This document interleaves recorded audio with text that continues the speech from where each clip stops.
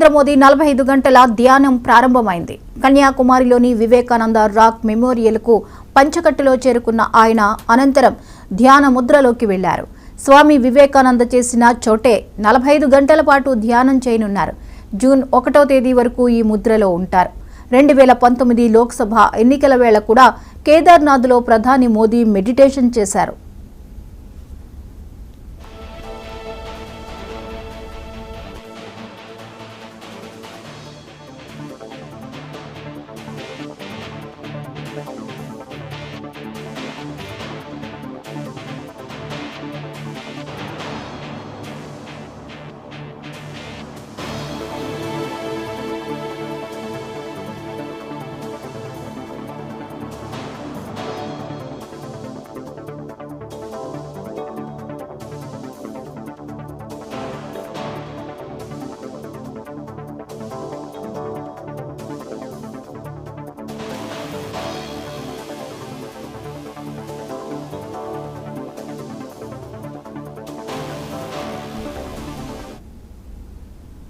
ప్రధాని నరేంద్ర మోదీ 45 గంటల ధ్యానం ప్రారంభమైంది.